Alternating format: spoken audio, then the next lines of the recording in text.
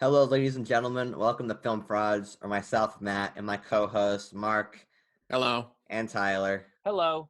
provide completely unprofessional, 100% biased and opinions and completely unprofessional, 100% biased opinions on the movies of today, tomorrow, and yesteryear. I said that weirdly. Like I said all the words in the right order, but my pauses confused me. Yeah. But today we're back with Mark's picks, director's Yep. choice, Sidney Lumet. Last time we did 12 Angry Men, and this time we did a movie which is probably even sweatier than the last one. That's Mark, true. what are we talking about today?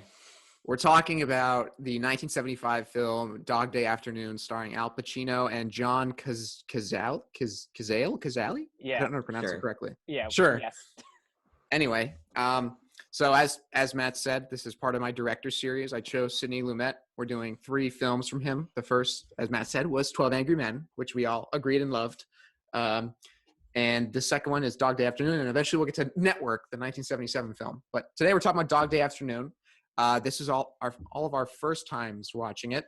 Yep. And my first impression is I expected nothing less from Sidney Lumet. This is such a high caliber film. I think I'm really getting in. I think Sidney Lumet has just this incredible way of just telling a story and not drawing attention to himself. I mean, he can just tell a story. So this film covers a actual event where a Brooklyn bank was robbed, or there was an attempted robbery, and this film came out 3 years later. There isn't the adaptation of the real life event, and it follows 2 bank robbers, Al Pacino as Sonny and John Cazale. I'm sorry, I really don't know. We'll just roll with it. Yeah. As Sal. And so Johnny Johnny C actually. Johnny C. And yeah. And so I'm very interested to see what you guys think. I'll talk more about what I have to say later on, but what are your guys' first impressions? Matt, go for it. You texted us, Matt. You're like, you guys are gonna love this movie. I think this movie's really great. I like it more than 12 Angry Men. What the? Wait, whoa. Yeah. Whoa. Yeah. Whoa. Okay. Do you know what you're saying? I know what I'm saying, and I'm sticking to it. All right, let's hear it. Yeah, I think particularly Al Pacino is just incredible in this movie. Like, it's so when you say like, oh, Al Pacino's one of the greatest actors of all time, like you don't really you go, oh, okay, but you don't really feel that until you've seen the movies he's in. Like you think like him in Godfather, he's like the cool, calculated guy. You think of him in Irishman, he's like Jimmy Hoffa, he's like, volatile. And you look at him here, he's like this kind of nervous wreck guy. And like his performance is so great in this movie. I thought he was so like endearing, despite the fact that he was, committing a crime, and his character had so many layers to him, and the layers just keep unfolding as you watch the movie.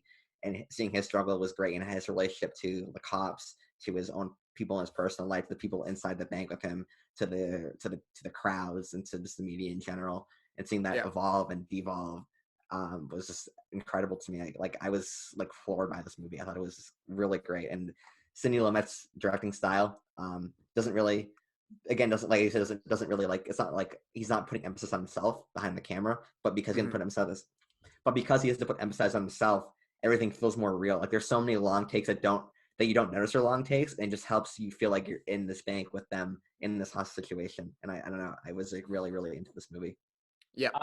I'm fascinated by this, but I'm also fascinated by this in a sense like, first off, I should say this is a really great movie. Just want to clarify that. I think I might be slightly lower than you guys are on it, but like that's like tiny amount. You just said this movie was better than 12 Angry Men. You don't get an opinion. You're stupid. Matt. Well, I mean, this movie won best Oscar for best screenplay, so that's a very valid point. That's a very valid point. I remember listening to an interview, and I can't remember who the director was, but they were talking about like their favorite directors of all time. And this person brought up, it's like, why do we never talk about Sidney Lumet? Like, if you look at his movies, he's just consistently made great movies, and this is just another really incredible entry from him. And he almost doesn't have a style, and his style almost is simplicity. And that's a very weird way of looking at it, considering the era of filmmaking that we have grown up in is very much like the director's its own personality.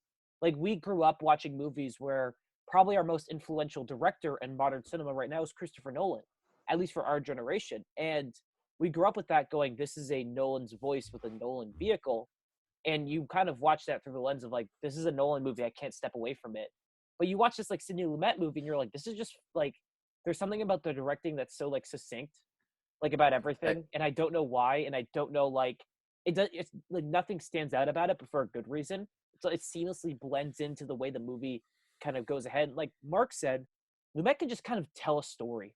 And while I am slightly lower on this one, this is still like an incredible movie. And this is, and Pacino might, like, I'm not someone who likes to like divulge into like hyperbole often, but this might be one of the best performances I've like ever seen in like a movie. He does so much and carries so much in his like idiosyncrasies change throughout so many different scenes and how he interacts with each different person that him himself, like Al Pacino is just like incredible in this. And I don't even know how to like explain it anymore. Just that this is one of the most like magnetic performances I've ever seen. You like doing magnifying lens? Just watching him, there he is. He's looking at the sweat. On the topic of Pacino, and I asked you to just keep spoiler free because I haven't seen this film yet, but how does this compare with Sidney Lumet's directing and Pacino's performance to Serpico, his 1972 film? Serpico is just a different movie. Serpico is complicated. I like it. I'm not the biggest fan of it. It's like, I think it's like a big step below Dog Day Afternoon. There's a certain like, for me at least, Lumet is like bordering on an interesting story in Serpico, but never quite gets there. And Al Pacino's great in that movie. It's just a different role. But this is like the best performance I've ever seen from him. And I mean, I've seen like Heat and stuff like that, and Heat's another one of his. I've only seen Godfather Part 1. I know, listen, I get it. But no, Serpico's good, I would say. I like how your default like comparison role was a Michael Mann movie. Yeah, because he's fucking great in fucking Heat. You haven't seen it, you can't say anything. What's up? It's a Michael Mann movie. You know, you have no right. It's garbage. Yeah. So on the topic of Sidney Lumet, before we really get into Dog Day Afternoon, he wrote a book called Making Movies. I read it about a year ago, and he talks a lot about Dog Day Afternoon and network and filming the monologues and shooting the scene, and which is a book I highly recommend. And it's if I remember correctly, his sort of ethos or whatever was just shoot it as like simply as you can. What needs to be told in this frame? You know, that's not his focus. Isn't like we need to have the camera go up and down and sideways and into the bank and out of the bank all in one turn. You know, I have so much respect for him in that regard. And the book also goes into depth about the phone call with Sonny's wife, Leon. I guess wife is the right term. That's what they said in the film. Yeah. And the takes that took to get and getting that down. And it's the way I'm so far removed from the book because I read it a year ago. I don't remember all the minutia, but he goes into great depth as to the logic behind shooting that scene and getting the point across and also keeping it interesting because it's a long phone call. Which you sort of don't realize because it's so interesting as he flashes between the barber shop across the street and into the bank with Sonny. Yep. And Sidney Lumet is it's now established as one of my favorite filmmakers. He's like top 3 for me, which is kind of crazy given how many they're ones I love. So do you guys have any other points on Sidney Lumet before we dive into the Dog Day Afternoon? I'm just fascinated because there's like a lot of his directing isn't necessarily in like you think about like the different like framing shots of like 12 Angry Men, where the first half shot from a little bit higher, second eye level, third is kind of like lower the character perspective. They're now looking down at the camera. You get what they're trying to do there, but it's almost like imperceptible unless you actually like look up like, oh, and then you rewatch it and you're like, that makes sense. What I really liked about his directing, at least in this movie, is the fact that a lot of his like reveals and unique like ways to keep longer conversations interesting is that instead of having a cool camera trick, he just reveals information about characters. Breaks like pre-established notions of characters that we've seen so far. So that's kind of it's like in lieu of like unique directing. He does like really smart and well-crafted exposition, which I think is a really hard thing to do in movies that isn't just here is the character of Sonny and his history and everything, but rather who he is, and we learn who he is through like revelations. I think it's just a very compelling way to make movies, and one that like you can. It's hard to say like this person was influenced by like Sidney Lumet because his style is just so like succinct. It's just interesting to me. He's also good at keeping things in one room and not making it feel like you're watching a movie that's only in one room. Right. I mean, the bank. I mean, like in this movie, there's more scenes than just inside the bank, but for the most part, it is filmed inside the bank. But he's so good at having character moments within the movie that keeps everything interesting. Like every character feels distinct in their own. For the most part, a lot of the characters feel distinct. And he's good at just like, I don't know, I can't really, because it's again, he doesn't draw attention to himself, so it's not like there's anything flashy about it, but he's able to, film these bank scenes in such a way where it doesn't feel like you're just in the bank for 2 hours, and it doesn't feel boring by any means. And same thing with 12 Angry Men. Again, it's all filmed in one room and never feels boring. One thing that I was really focusing on in this first watch through, and I'll definitely focus more on it in the next time I watch the film, is the tempo of the scenes in the film. And I'm thinking about a specific moment is when they're in the bank, and I think they're going to go, Sonny and the bank manager are going to go to the basement to turn the air conditioning. And then Sonny hears like a noise outside the door, and then he shoots through the window. And then it's like, all of a sudden there's like 10 cuts, and you get outside, inside, like the back side of the building, the cops across the street. It was like an explosion of cuts, and it was magnificent. And it's like Sonny running to one end of the bank, and then it immediately slows down, and it's when the cops are trying to get to Sonny, and it's so brilliant. There's just the tempo to it, and I've never been more aware of the camera cuts in any film other than this one. Like that was something I really focused on. I don't know if you guys felt the same way. Yeah, there's a definite the tension's often ramped, and the speed of the scenes is often like ramped up, and it's just these little choices, like whenever Sonny goes out to negotiate with the initial like detective who's taking charge before someone else later comes in, which I guess is a spoiler, we'll keep it for later. But while they're yelling, like whenever there's a lull, like Sonny will always go like get the fuck back to other people, and then they're all start like holster your weapons, and always keeps this sense of like tension building. And then it comes back down, and it's like, hey, lower your weapon, get. And it's like this constant movement throughout the scene. That's a really good point, because that happens so often in the movie. Yeah. It was just so overwhelming when that happened for the first time. Yeah. Just the speed, just the dynamics of it. Yeah, I mean, and even like towards like we don't spoil it yet, but like at the end, the directing ramps up again, and I was like it was so tense because again, it's shot very like dispassionately for most of it, so that when it does ramp up, you feel it, and I like that a lot. Awesome. So, do you want? You guys are big character guys. Let's talk about Sonny. What are you guys' thoughts on Sonny?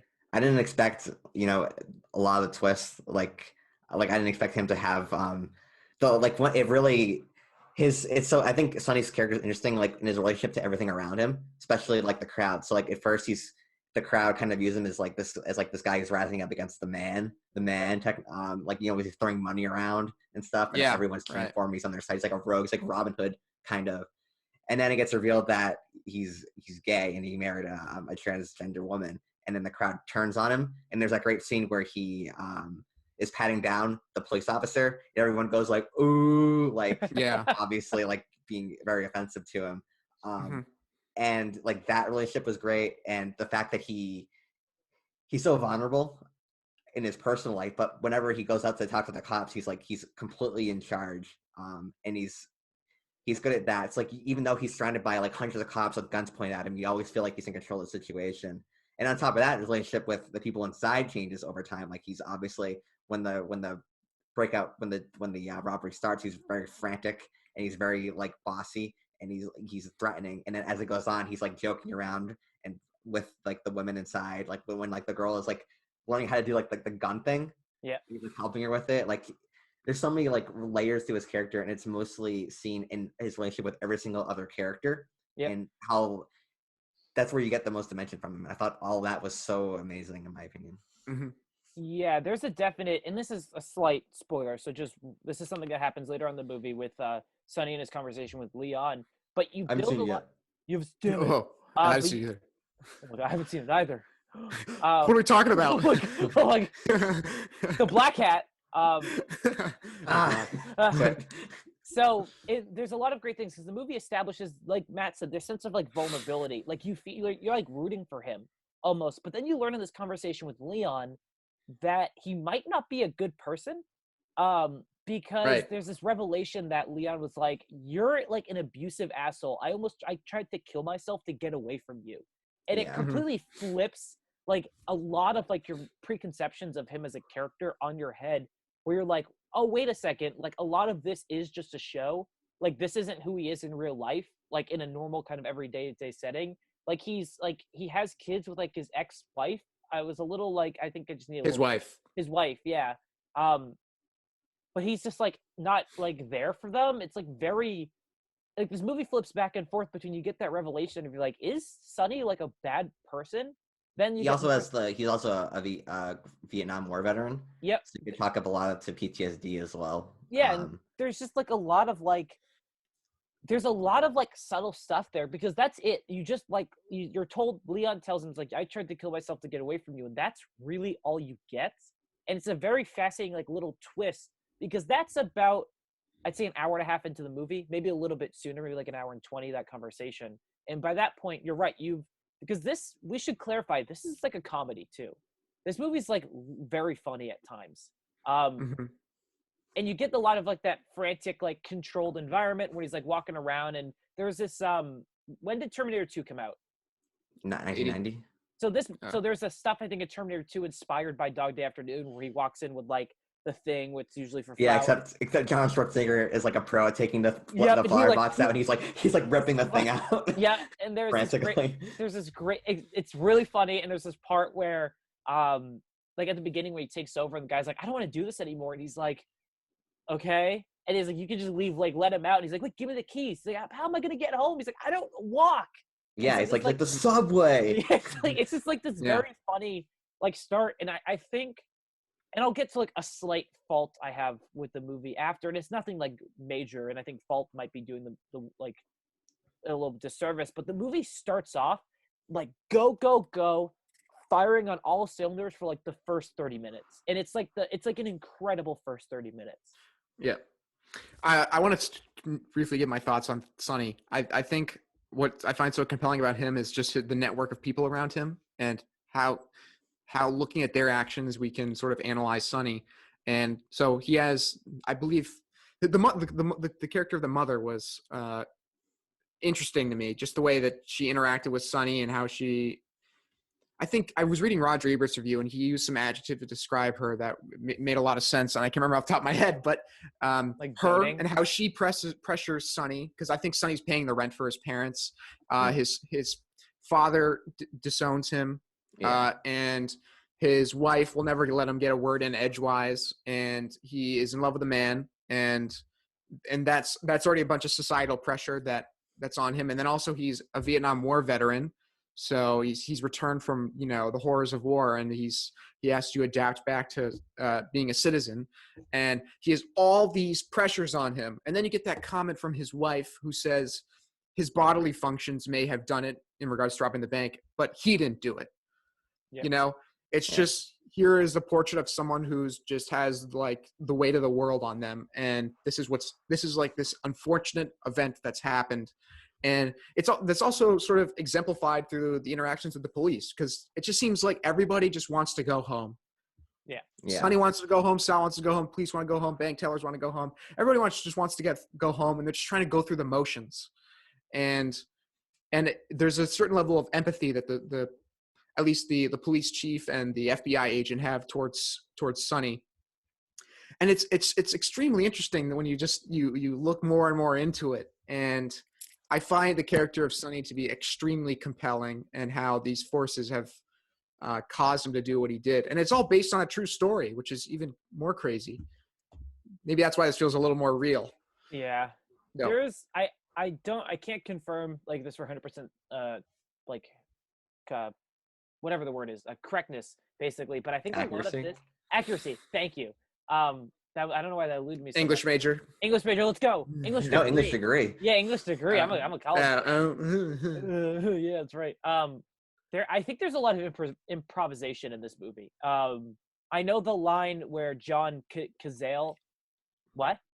Wyoming. Wyoming. Yeah, where he's like Wyoming. Oh yeah, it's like, where do you want to go? Wyoming. That line was improvised. I think where he shouts Attica, in one of my favorite scenes in the movie is improvised. Like I think there's a lot of like Lumet had an idea of what to do, and then a lot of this stuff is like Al Pacino taking over, which leads to like the credibility of the fact that this might be one of the best performances I've ever seen, because everything feels so natural and planned, but also chaotic and unplanned. It's a very like nice dichotomy between the two. Yeah, Sonny is just like, there is a point where I was like, oh cool, we're gonna see like more of like John Cazale. It's gonna be like a 2-man show. We're gonna see the dynamic between the two, and then just Pacino just takes over, and then just takes over again, and it's just like it's the Pacino show. Even when like the guy who plays the police detective is like matching like Pacino blow for blow in terms of like very emotional screams. Yeah. It's like you're like Pacino just has something over like everyone. Even just the way like when the robbery first happens and he's like running and he's like sliding on the floor to get to, like, you understand that he knows exactly what he needs to do, but like the way he's doing it, and it, like he obviously has a plan, but he's like doing it so frantically that it comes off as like really you get really nervous watching him run around. Yeah. He's on a very tight schedule. But what were you Tyler? Were you saying about the movie? What happens after the 30 minutes that you didn't like? So this might be jumping ahead a slight bit, but We kind of covered the beginning part. Yeah, so this is just me, but because the first like 30, I would even say the first 45 minutes of the movie are so go go go go go. When there is a lull, and I think there is a lull like an hour and 20 minutes in, because there's a point where I'm like, this movie feels very long, and I checked and I had 40 minutes left, and I was like, whoa. I agree with you on that. I really thought I was like, I have 15 minutes left of this movie because I know it's 2 hours. Like, great, like we're getting to the end, and I looked and I had 40, and I was like, what happened? I'm like, this just really grinded to a halt a little bit. And it might be like the more like repetitive nature of like Sonny dealing with the situation and then stuff happening, and then there's no like real progression of the narrative, rather Sonny being a character who has to put out continual fires. That changes when like Leon sometimes literally. And I think there might be some slight pacing issues in this middle that like makes this first 30 to 45 minutes incredible, and the last 30 to 45 minutes also really great. But there's like this section in the middle to me that just kind of like, I think just kind of like comes down a little bit. I don't know what you guys thought. No, I agree with you. I definitely felt the same way. I think I paused it because my headphones were dying, so I had to go charge it. And I looked at the runtime left, and I had like an hour or 50 minutes left, and I was like, I thought the same as you did. I was like, oh, I have 15 minutes left. This thing's wrapping up. Yep. And I was thinking like, what the heck is going to happen next? And it's just, I think the bridge from the excitement of the initial bank robbery to getting to Leon, I think that gap, there's some steam gets lost. I would agree. Because you're trying to think of like, at least for me, and I'm sure you're feeling the same way, you're like, what could possibly happen next in the bank that would keep this interesting? And it does stay interesting. I don't think I would try and cut anything out if I were Sidney Lumet. But there is some tempo lost, and I definitely am in agreement with you, Tyler, on that. It's nothing. Did you feel the same way, Matt? Yeah, I would agree to a certain extent. I would say it gets kind of monotonous, but I also think that's kind of the point at the same time. Like this was 14 hours of them being stuck in a bank in the real story. And I can see like Lumet's purpose of having him constantly go out and talk to the police officers and whatever, like being purposefully like tedious. And I think that length and that frustration adds to like the ending, where like I don't think that the ending would be as impactful if it was cut down any more than it was. So I think to a certain degree, it needs to be frustrating in the middle, kind of, because like all these characters are incredibly frustrated with the situation that they're right in. But I mean, yeah, that's kind of how I feel. I wouldn't really want to cut down the movie at all, because I like the idea of us feeling like we're stuck in this bank with these people and being literally trapped there. Yeah, I would agree. I do want to clarify that even though I have some like pacing issues with the movie, I wouldn't change anything with it, because like you said, Matt, and I just want to do a quick spoiler, jump right to the end, because this ties into my point.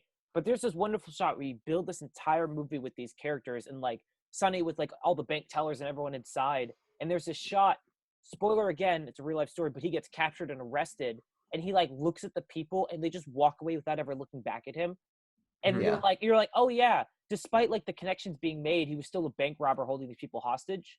Yeah. It's like this really like, it's not necessarily like a cathartic feeling, but it's just like that moment of like release where you're just like, oh yeah, that's right. You're like, that makes sense. That's He was willing to kill them. yeah, he's like yeah. It's like this very interesting like thing where it's like, oh, the real world is back again. Like we're no longer constrained to this like confined bottle episode kind of movie.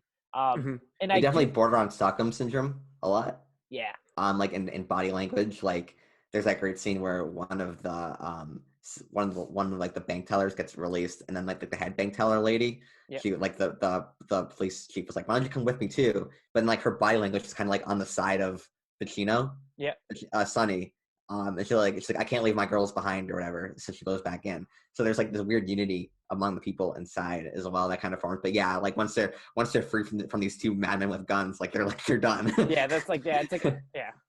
It's because it's all a show for the spectators and for the bank teller, or the majority of the bank tellers, not for the bank manager. But this is like the most exciting thing that's happened to them, and it really shows. And then once it's over and Sonny's caught, and it's like, okay, show's over, let's go home. You know, they don't think twice about it. It's like TV, and I found that aspect to be extremely compelling. And what I also loved, I love the character of the bank manager. And I loved how he puts Sonny in his place, like 3/4 of the way in, where he's like, you know, don't act like you're some angel of mercy. You're like, you're keeping us here. Yeah. And I really love that reminder, because we're sort of also taken hostage by Sonny, and we start to like him, and we like being in the bank, but it's also very irritable, but it's exciting. And I think, again, this is Lumet's brilliance. He makes you feel like a bank teller in this movie. Yeah. And so, do you guys have any other thoughts on the bank tellers? But it's also, I just want to like the idea of like putting us in the shoe of the bank teller is, and also like there's a sense of like, the media circus, and like there's a lot of different points. I'll just hit them real quick. We were put in the spot of the bank teller because we established that Sonny has worked at a bank, so we watch him as he like disarms like basically all the alarms. So we feel like we're in there, and we feel like we know like the day-to-day basically how to deal with the situation. It's really smart filmmaking. There's, in terms of like, this is the most excitement, there's that one bank teller who, when they're driving away in the bus at the end, who's like smiling, watching like everyone get mad. And I like the turn of the public and the media, how you have the one like pizza delivery guy who's like, I'm a star, and he's like so excited. And then it's that hard cut to when you find out that Sonny's gay. To like, they're driving, people are like, they're like, they treat him as like degenerates. Like, oh man, look at the media turn on Sonny just like that. I find just all this stuff like fascinating, and a lot of it's like the script, which again was an Oscar-winning script. But it's just like Sidney Lumet's like decision making to like frame like that one scene, and I haven't like fact checked what actually happened in real life, and with this and the historical accuracy, but I just love the contrast of like where he walks out and he's like, Attica, and everyone's cheering, where he throws the money and they basically like trample police officers to get to it. It's like a very nice like character arc of itself. Like there's Sonny in the bank, and Sonny's image of the world like shifts as well. It's very fascinating to me. There's also like that little detail where the media describes Sal as, like, they say both bank robbers are gay. Yeah. And they, like, you don't need a scene where like some scummy head of a fleet newspapers like, you're like, make them both gay, like you'll get more views, but you know that's what they're thinking, that's why they're doing it, because you know it adds to like the controversy of the scene. And then it sounds like it's like, make sure they don't describe me as being gay, because I'm not. So you know like they're trying to like exploit these people more than they already are. But with the bank tellers, just going back to Mark's point, I liked all like the individual reactions between them, interactions. Like there's so many like tense scenes, but when you're there for 14 hours, you're gonna get really bored.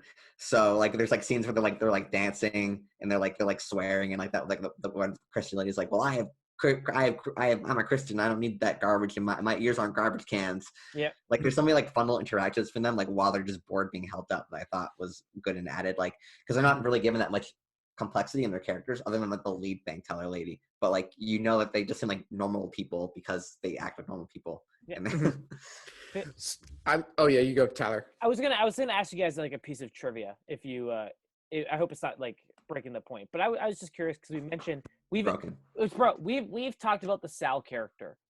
We have not talked about John Cazale at all. I was about to bring him up. Yeah, okay, go for it, Mark. You take it away.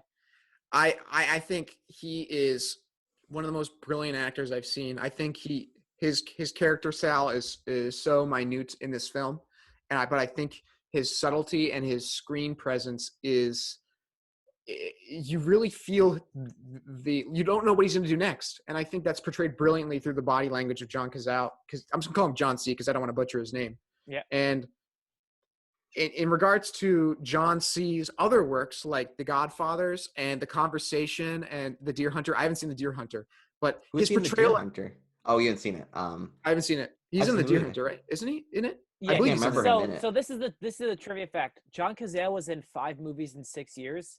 His movies were The Godfather Part 1, The Godfather Part 2, Dog Day Afternoon, Deer Hunter, and The Conversation, which is one of Coppola's like unknown. I've seen The Conversation. You've seen it? Apparently, it's great.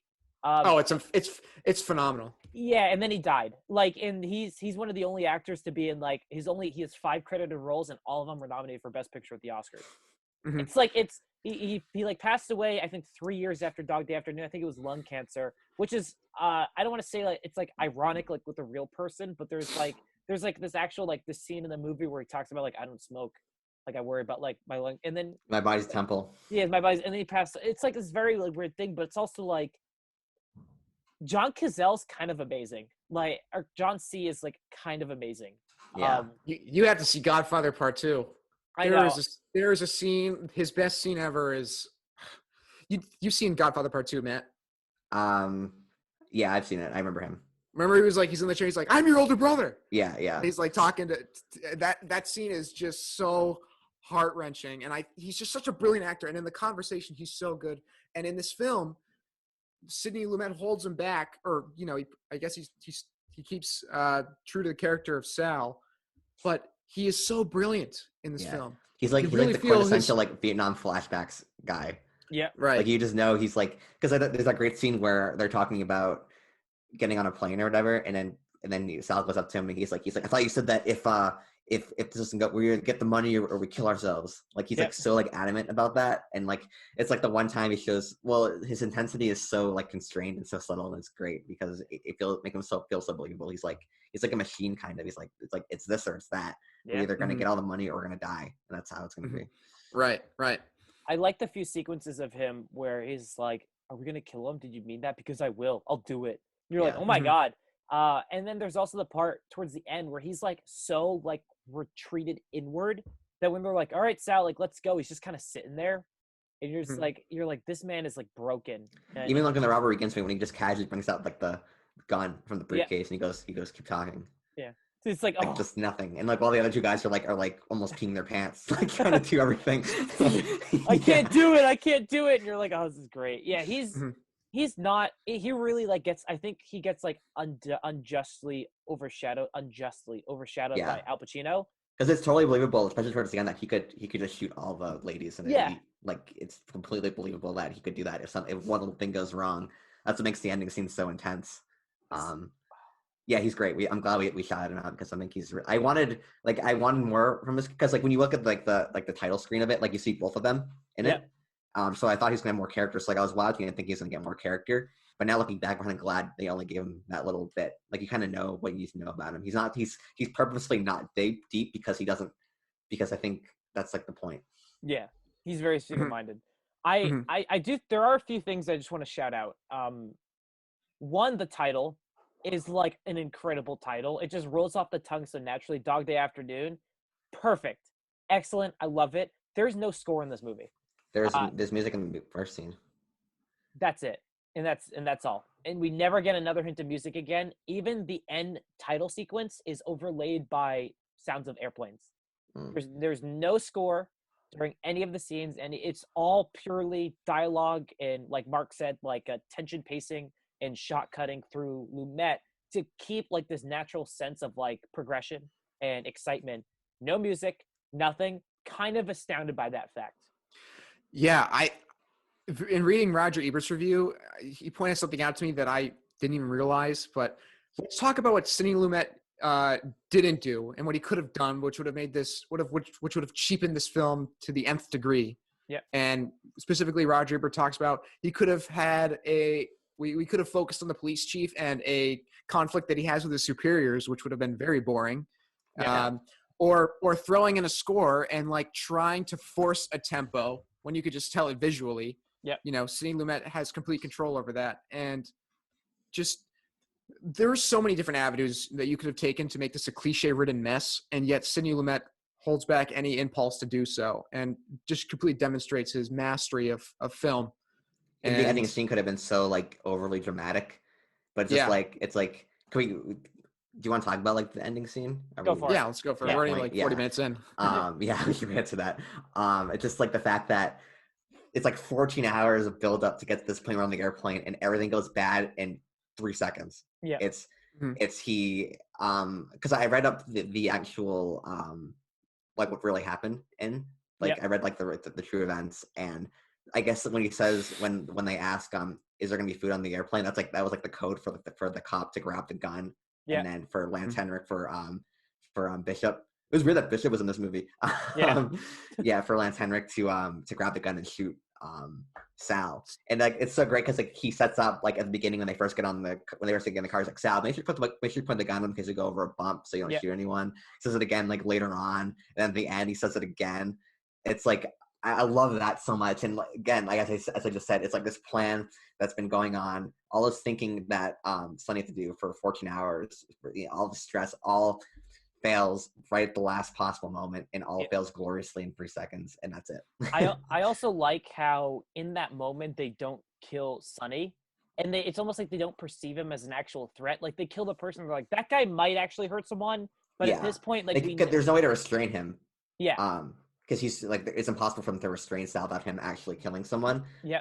So yeah, I like that too. But as soon as Sonny gets like a gun to, he's like, just don't shoot me. Like that's it, and that's it, and that's the movie, and that's basically the movie. And then they very like mercilessly wheel Sal's body like out in the open, and you just like it's very like it's gruesome, but in a realistic way. Where the sense like you just see the bullet hole and it's bleeding, and you just like wheel him away to not, and you're like, damn, nice. That's awesome. Yeah. I like in a good way though. Tyler paused that scene. It was just like, yes. I was Buffalo Bill in it. Oh God. I wrote Sounds Alive. He made a blanket of that that one printed out scene. And he's like dancing. Oh my God. Tuck everything in. I'm like, yes. Do you guys? Oh, I have one. I have like one thing that made me very laugh that made me laugh a lot. Made very laugh. Made very laugh. Made me very laugh. Me Tyler. Me Tyler. Me Tyler. It was, but it's also like it's not a purposely comedic moment, but it's at the beginning of the movie where he sets fire to the records. Interesting decision. Do they ever explain that? Why he sets fire to like their thing? Okay. I assume it's some sort of bank teller knowledge thing that. Yeah, because he's like he knows all about that stuff. So I figured, but I thought like I was like the records. I'm like maybe he's a boss. Like conspiracy. No. They say he sets the fire, and then the insurance guy comes across the street, and he's like, "You good?" To the bank teller. He's like, "Yeah." And then it's just the phone call, and they're like, "He wants to talk to you." He's like, "Hey, this is the police. We have that was great. The whip cut." Then they just see the police, and then everyone swarms in. It made me laugh like really hard, but it's also like a really nice moment of like. It was like a tense laugh, like. No, it was like a oh, that's a great reveal kind of laugh. Oh. Like because you're thinking like he did it. He everything's constrained. He got it. Hard cut. Nope. Doesn't got it. No, doesn't got it at all. But it's just like the look up. He's like, "Hey, we see you right now," and it looks up, and you see like the police detective like point, and he's just surrounded by cops, and you're like, "Oh, nice." Yeah, he's like, "We got you by the balls." Yeah, it's like, "Oh, cool." Like that makes sense. Yeah, like people would probably realize the giant door glass windows are there, and there are people with guns, like pointed at people. Like you'd probably notice. I just thought it was really cool. That made me like laugh, but like a good way. Like that's an awesome reveal, Lumet. So, right, you said out loud. Yeah, that was like, nice job, Lumet. Good job, Lumet. He paused it and he went. Then Tyler's like, then soon Lumet's like a force ghost, and he just like nods and participates. Thank you. Do you guys have any final points about the movie you want to make at all? Any final arguments, or do you guys want to get to Hallmark scenes and then grades? I've said my piece. Yeah. All right, just real quick. Well, actually, I want to just express my love for the scenes where Pacino comes out and he's yelling at the police chief, and the police chief's like, "Holster your weapon, put those guns down, Yep. get up off the roof." You Mhm. know, just that explosion of action. I remember There's also that really like when the security the bank guard who's a black guy when he comes out and they immediately think that he's the one who's the bank robber. Yeah. And then the police chief has to tell him no, he's not the bank robber. Yeah, and they're like again, yelling. there's so much commentary that's like not not emphasized in like a dramatic way that it's like, oh well, this is just reality. Yeah, like this would make sense, but I just like the shot of like Sonny and one bank teller. They're like, "What the fuck?" Like, no, he's the guy. Like right here, it's like this is me. And I thought that was like, pretty what are you great. doing? I think when that first scene where it happened several times, the first time that happened, that's like, it was one of those moments for me when you're watching a movie and you're like, oh, I'm watching a great movie. Yeah. You're like, you just know, you're like, oh, okay, this is gonna be awesome. Yeah. And so yeah, that's just what I wanted to add. Al Pacino's 80. Holy crap. So let's real quick throw out our favorite scenes. So we talked about a lot of stuff we love, but maybe not anything specific. Favorite scene, just throw it out. Mark, what do you got? Phone call scene with Leon, the initial start of the bank robbery where one of the robbers chickens out, the scene that I just mentioned with all the yelling and whatnot, and there's just so many, but those are the big ones. Yeah, same with Mark. Just like I also like the whole scene where they're in like the car and like you feel like something's gonna go wrong at any possible moment. Yep. Mine had to be Attica. Like there's just like such a like I was curious, like Pacino's not like a tall guy at all, but there's like such a commanding presence where he's like walking in the he's just like he's like Attica, and he's just like yelling, and you're like, this is like he's just the best. Like there's something so like raw about that. I thought was great. That was a good warm up. That was a good warm up for Dunkachino. Yeah, he really needs that. Dunkachino, say hello to my chocolate. Why do you know that? Me? No, me. Mark. I said, why do I know that? Like I was like singing the song. He just sang the song. Okay. Oh, Al Pacino. Grades. We grade stuff on an A, B, C, D, F scale, no plus or minuses. It's really gonna hurt. Like I hate it now. I really regret it, but we're like almost like we're like 8 months deep into Film Frauds, and we can't change it now. We're too committed. We can. No, none of you guys would hold it against us. No one. You're making a mountain out of a molehill, my friend. I know. It is funny, like watching Tyler like lose confidence in himself every time he says the great things on the ABC. Well, they're just gonna go grades. Grades. Okay. Mark. A. Okay. All right. Great. Yeah. Hall of Fame. Hall of Fame. I'm like, yeah, it's just an A movie. Like, I don't know how you could watch this and go, this is like a B. I think there's just too many like great things about this movie. Matt, did you give 12 Angry Men an A? Yep. Okay. It's a good decision. Smart. You guys better keep Lumet up has with... 2 films in the Film Frauds Hall of Fame. Oh my God! Wait, so does Park Chan-wook. No, 3. Old Boy, Handmaiden, Sympathy for Lady. Oh yeah. So Sidney Lumet. I'm curious to see how Matt responds to Network. But that being said, very curious as well. That being said, Matt, what's it called to action? What are we doing next week? What's going on? Like, comment, subscribe, comment, Film Fraud. Next week, the Snyder Cut. Oh, really? God. Are we doing that? Are you? Well, we'll watch it and we'll make up our mind after if it's worth discussing. But what would our plan B be? We're doing it. I hate all. We're gonna call it Snyder Cut's a masterpiece on the title to get views. I hate all of you. Also, so is next week out? Is that if we don't do Justice League, what would we be doing? Is that my recommendation?